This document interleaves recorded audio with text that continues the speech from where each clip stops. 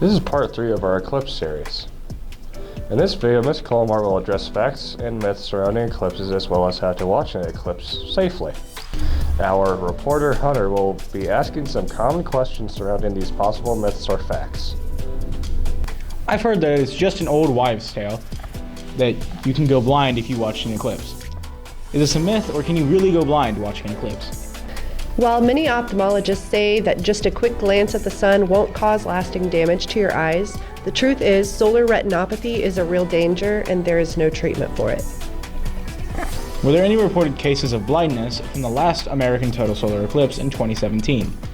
According to the American Academy of Ophthalmology, after the American total solar eclipse of 2017, there were around 100 reported cases of patients who complained of symptoms related to retinal damage caused by looking at that eclipse without proper eye protection. 2 of those cases did result in permanent damage, but no one actually went completely blind. The patients admitted to glancing at the eclipse several times without eye protection. The ophthalmologist who treated those patients noticed eclipse-shaped scarring on their retinas. Since there are no pain receptors in your retinas, you don't know that it's hurting you, and even a quick glance can cause temporary damage. So it's true then. You can go blind if you look at the sun.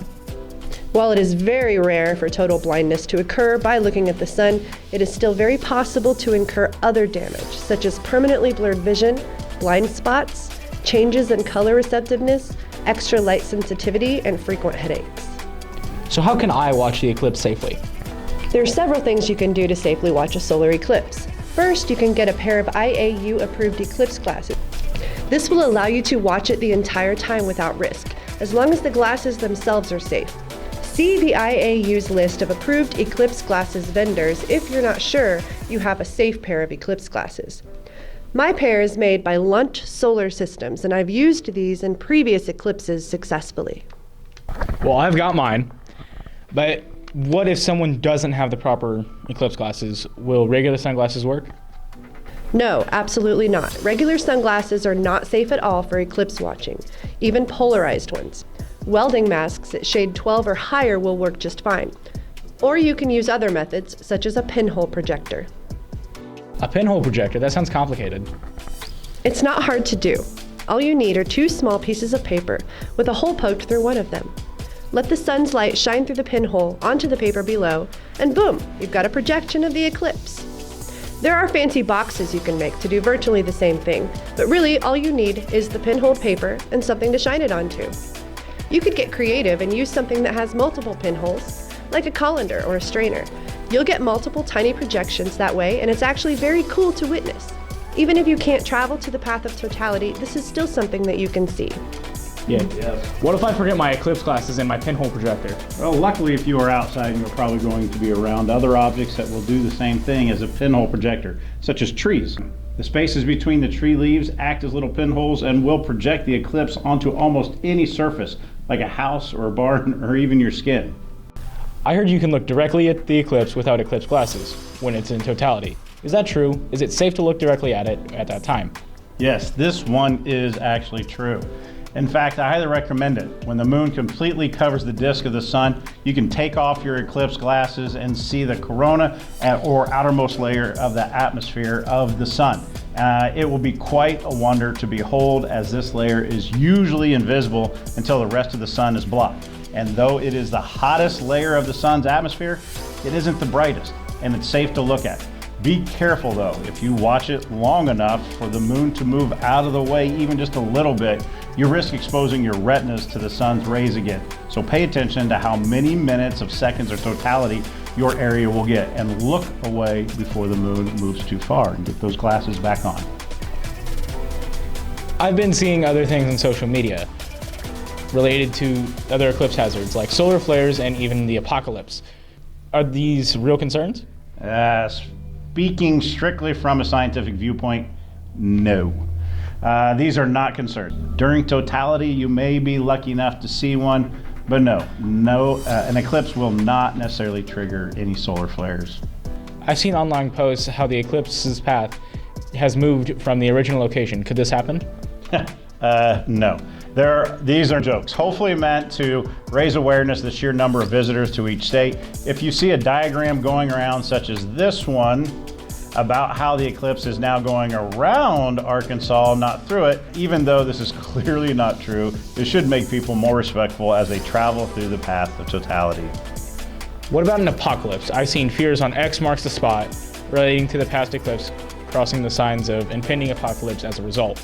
Again, speaking strictly from a scientific viewpoint, absolutely not. I've seen those too, and from what I've seen, those are just honestly kind of cherry-picked eclipse paths out of a dozen others.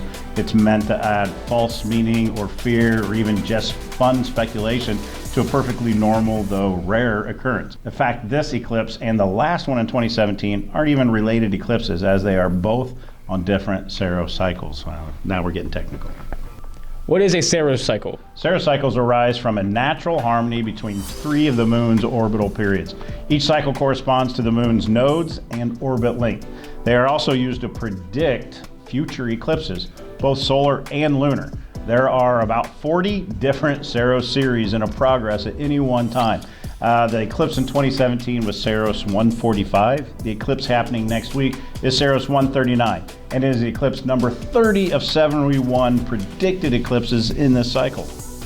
That sounds complicated. It is. There's so much more to it than that, though. So please keep digging if you want to know more. NASA has a great Saros cycle page, and so do many other astronomical organizations. Finally, I've heard you should wear red during a total eclipse. Is this true? And if so, why? Yes, wearing red or green during an eclipse may increase the Purkinje effect, which is a phenomenon known only to occur when transitioning from light to darkness and how it changes the effects that some colors have on the eyes. Thank you for the information, Mr. Hess. And what would you be doing this solar eclipse? I'll be honest, I actually requested that day off back in September. I've been looking forward to this. I actually have a brother and his sister-in-law driving their RV up from Florida. They're going to my parents' place. My dad is 80 or 91, my mom is 88. They've never seen a total eclipse. Folks, it's rare to be in this close proximity to actually see a total eclipse. So I'm spending the day with them. Hopefully we'll travel to somewhere where the clouds aren't going to be an issue. 70% of the time that day in April is either cloudy or overcast, so fingers crossed. Right now it looks about 70 degrees with about 24% chance of rain. But, you know, that changes in the last few, but I am excited for it, and I hope you guys are excited for it. I'm actually really excited for it. Total solar eclipse, don't really see that much. No. And now, Mrs. Kollmar, thank you for your 2 cents worth. Also, what would you be doing this solar eclipse? So like Mr. Hess, I also requested this day off a long time ago because I plan to go down near Bedford, Indiana, to be with a group of professional geologists and astronomers, and we are going to watch it together while I do a whole bunch of different recordings, and we're hoping for as clear skies as possible. That's it for part 3 of the Eclipse series. Stay tuned for more, and as always, thanks for watching.